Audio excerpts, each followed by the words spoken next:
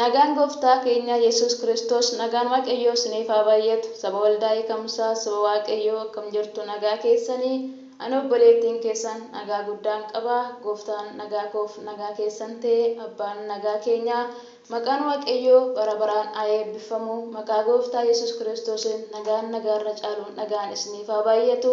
Qilleensa nagaa dhabeef kan nagaa kennu, sammuu nagaa dhabeef kan nagaa kennu, jireenya nagaa dhabeef kan nagaa kennu. Nagaan waaqayyoo isiniif haa baay'atu. Waaqayyotu nagaa namaaf kenna, nagaan namaaf kennu waan hundumaarra caala, nagaan immoo qabeenyarra caala. Kanaaf nagaan gooftaa isiniif haa baay'atu. Saba waaqayyoo akkam jirtu hundumti keessan nagaadha miti? An nagaa koodha. Waaqayyoo haa eebbifamu.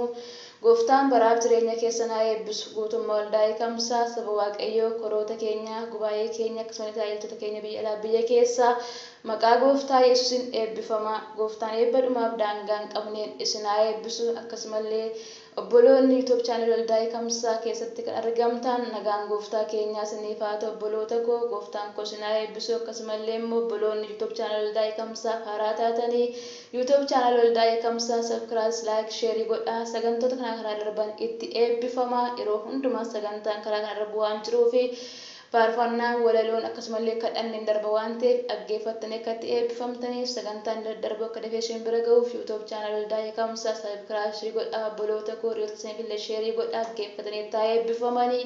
Gooftaan baraaf jireenya keessan haa eebbisu. Waaqayyo nu gargaaree karaa hundumaa kallattii hundumaan nu gargaaree akkas jennuuf akkas eebbifnu inni godhee maqaan isaa bara baraan haa eebbifamu. Kan jiratu sagalateeffata nuti immoo jiraannee sagalateeffannaa. Haalli kee jiru nutti tolee otoo hin taane isa tolaa ta'etu nu wajjin jira waan ta'eef waaqayyo keenya galateeffanna. Maqaa isaa eebbifna. Maqaan isaa bara baraan haa eebbifamu. Gooftaan eebba dhumaaf daangaa hin qabneef alaaf mana keessan afuraaf wanitti isin haa eebbisu. Waaqayyo eebbifama. Ani obboleettii keessan Dirribee Daamanaadha. Walaloo kan biraadhaan sin gidduutti argamee tan jira. Waaqayyo galataaf ulfina guddaa argatu. Waaqayyo immoo walaloo kanaan jechuudhaan lubbuu du'a oolchuun qaba waan ta'eef maqaan isaa eebbifamu. Mata duree walaloo koo iyya dirmannaa hin qabne jedha. Iyya dirmannaa hin qabne jedha kan nu baase naaf isin Yesuus ilma waaqayyoodha. Lubbuun immoo iyya dirmannaa hin qabne keessa kan jirtu baay'eedha jechuudha. Isaan illee waaqayyo gooftaan achi keessa akka isaan hin baasu hin amaannaa safaan hundumtuu hin danda'ama. Maqaa gooftaa Yesus Kiristoosiin nan dubbisa. Dhaggeeffannee akka itti eebbifamnu immoo qabamnee akka itti jiraannus gooftaan koo naaf isin haa gargaaru. Dhageettii gurra keenyaa gooftaan koo nuuf haa banu. Dhaggeeffannee caljanne otoo hin taane kan dhageenyu baay'eedha jechuudha. Guyyaadha gara guyyaatti uursaa qilleensaa sagalee bineensota sagalee namoota baay'ee dhageenya. Garuu sagalee waaqayyo isaanirraa addadha waan ta'eef dhageenya akka itti jiraannu gooftaan koo naaf isin haa gargaaru. Dhagee warri itti fayyadamu otoo hin taane dhagee warri jireenya argatu gooftaan koo naaf isin haa gargaaru. Eebbifama. Maqaa gooftaa Yesuus nan dubbisa. Bakka jibbisiisaa jireenyaaf hin tolle dukkana cillemaa homaa dhifa hin qabne bakkicha jiraachuun kan namatti hin tolle bakkicha jiraachuun kan namatti hin tolle. Gaannan bakka abiddaa bakkee gadi fagoo hallayyaa qiliilee bineensichi keessa jirus kan namaaf hin illee raammosaa kitilaa abiddisaan finiinaa warra achi keessa jiru iyyee mankaraaree aariidhaan of cira warra achi keessa jiru iyyee mankaraaree aariidhaan of cira. Kan achi keessaa iyyuu lubbuu kumaaf kitilaa erga achi keessa dhaqanii seenanii bahuu maaltu jira. Argaa achi dhaqanii qalbii jijjiirrachuun homaa deebii hin qabu. Osoo hamma fedha iyyanis furmaan hin argamu. Osoo hamma fedha iyyanis furmaan hin argamu. Gaannam jalaa bahuuf Yesuusin amanii guyyaa dhumaa sana dhimma lubbuu keetiif wabiin darbu namni bakka gaarii sana dhaqxee jiraachuudhaaf Yerusaalemiin ammuma dafiitii Yesuusin amanii. Bakka gaarii sana dhaqxee jiraachuudhaaf Yerusaalemiin ammuma dafiitii Yesuusin amanii. Karichni dhugaan Yesuus ilma waaqaadha. Warra isatti amanetu gaannam jalaa bahaa. Kan isaan hin amanne immoo kunoo ammumayyuu firdii jala jira. Yoo ooluu barbaadde yeroon kee sardhuma. Yoo ooluu barbaadde yeroon kee sardhuma. Har'a boriin jedhiin tafiitii of oolchi. Guyyaa dhumaa sana lubbuu keedhaaf iddoo baqaa tolchi. Yesuusin amanii ulee tikasaa jala dafiitii of galchi. Yesuusin amanii ulee tikasaa jala dafiitii of galchi. Iyya dirmannaa hin qabne gaafati iyyituu qabaa hamaa sana keessaas of baasuu hin dandeessu. Lubbuu kee gidirsuu foon keessi ni ciru. Gaannam dhaqanii carraan qalbii jijjiirrannaa tasuma hin jiru. Gaannamiin dhaqanii carraan qalbii jijjiirrannaa tasuma hin jiru. Yoo gooftaa isin amantee fayyisaa lubbuu kee gooteessa fudhattee hojii biyya lafaa hundumaa yoo gantee ati mirga abbaadhaa jireenya argatte. Hojii biyya lafaa hundumaa yoo gantee ati mirga abbaadhaa jireenya argatte. Inni har'a argitu hundinuu si ganaa wanti aduu gadii hamma fixeensa ganamaa mootummaan Waaqayyoo kan dhuma hin qabne bakkee duun hin jirre dhaqxeetu jiraatta iddoo dukkanni hin jirre dhaqxeetu jiraatta iddoo dukkanni hin jirre. Waan halkaan qaruu waammatanii deebii dhabuu bakka sodaachisaa homaa bineensichaa keessaa akka ati hin dhaqneef gooftaan kee har'asii hin si eega dafee ammuma yoo amante. Gooftaan kee hin si eega har'asii daftee yoo amante.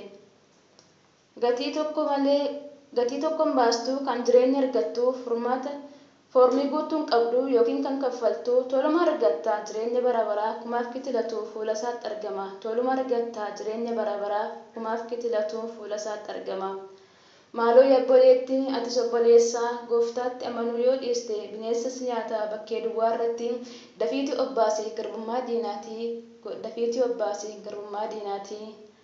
Waaqayyoon alatti waaqni biraan hin jiru isa ibidda biddaa isa galaan addaan jiru isa du'aa kaasu kan lamxii qulleessu isa malee karaa Yerusaalem geessu tasumaan argattu isa malee karaa Yerusaalem geessu tasumaan argattu.